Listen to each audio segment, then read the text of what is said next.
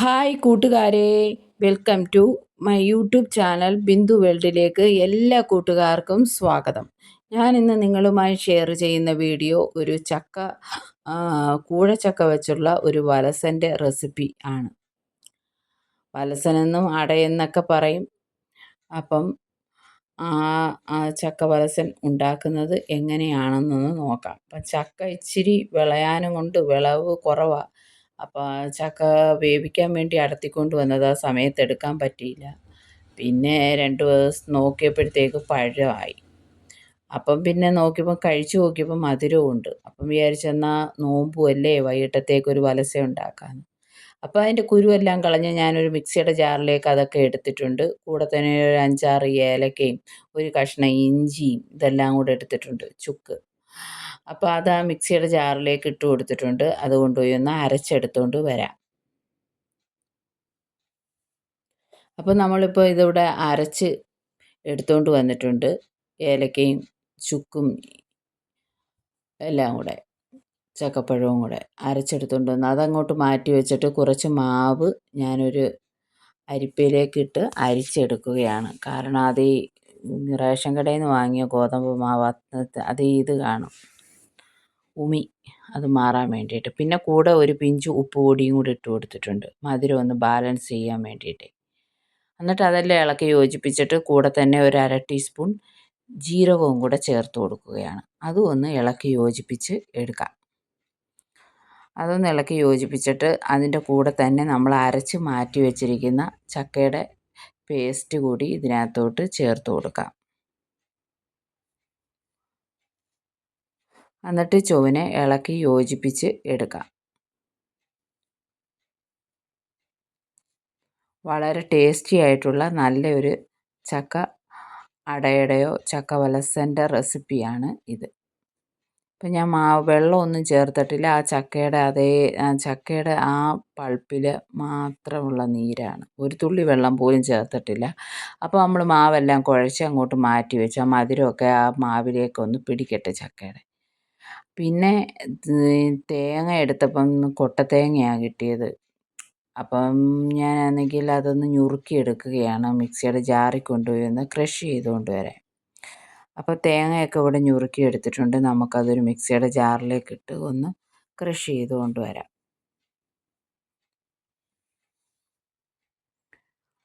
അപ്പോൾ ഇവിടെ ക്രഷ് ചെയ്ത് കൊണ്ടുവന്നിട്ടുണ്ട്. ഇത് നമുക്ക് പാത്രത്തിലേക്ക് ഇട്ട് കൊടുക്കാം.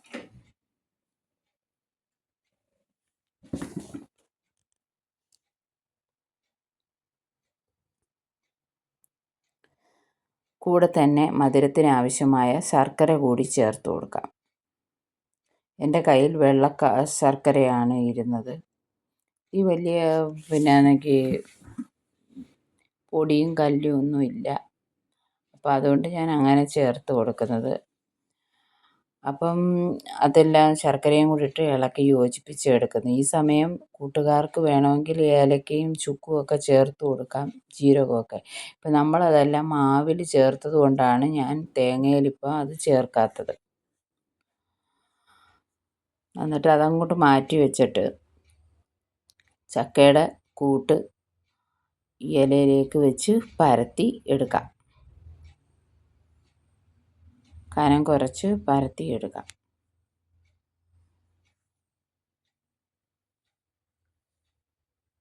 അപ്പം നമ്മുടെ വീഡിയോ ഇഷ്ടപ്പെട്ടെങ്കിൽ കൂട്ടുകാരെ ഒന്ന് ലൈക്ക്, ഷെയർ, സബ്സ്ക്രൈബൊക്കെ ചെയ്യണേ കൂട്ടുകാരെ. അപ്പം നടുക്ക് നമുക്ക് തേങ്ങയും ശർക്കരയും കൂടെ വെച്ച് കൊടുക്കാം.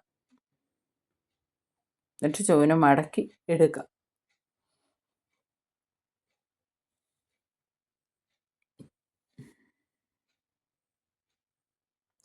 അങ്ങനെ ഞാൻ എല്ലാം മടക്കി എടുത്തിട്ടുണ്ട്.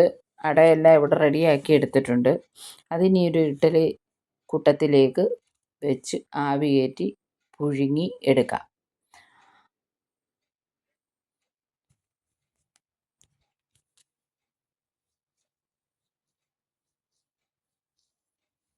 അപ്പം വലസനൊക്കെ പറക്കിയിട്ട് അപ്പം ഈ നടുക്ക് വേവ് വെന്ത് കിട്ടാൻ വേണ്ടിയിട്ട് ഇങ്ങനെ വാഴ ഇല വെട്ടുമ്പോൾ അതിൻ്റെ തട കൂടി ഇങ്ങനെ നടുക്ക് വെച്ച് കൊടുക്കാമെങ്കിൽ എളുപ്പം ആവി കയറി മൊത്തത്തിൽ ടപ്പെന്ന് വെന്ത് കിട്ടും.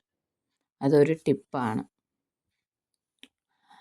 അപ്പം ഇങ്ങനെ ചെയ്തിട്ടുള്ള കൂട്ടുകാരൊക്കെ കാണും. ഇതറിയാൻ വയ്യാത്തവർക്ക് ഇങ്ങനെ ചെയ്യാമെങ്കിൽ എളുപ്പം വെന്ത് കിട്ടും. നമ്മൾ തിരിച്ചൊന്നും ഇടണ്ട. ഒറ്റ ആവി തന്നെ അത് വെന്ത് കയറി വരും. അപ്പോൾ നമ്മളതെല്ലാം പറക്കി അങ്ങനെ വെച്ചിട്ട് അടച്ച് വെച്ച് വേവിച്ച് എടുക്കുകയാണ്. ഞാനിനിയിപ്പം അപ്പോൾ അടയൊക്കെ വെന്ത് വന്നിട്ടുണ്ട്. കണ്ടോ, എല്ലാം വെന്തിട്ടുണ്ട്. ഇനി ഞാനതൊന്ന് മാറ്റിത്തരാം. അതിൻ്റെ അടിയിലുള്ളത് വെന്തോ ഇല്ലയോ എന്ന് നിങ്ങൾക്ക് കാണാം.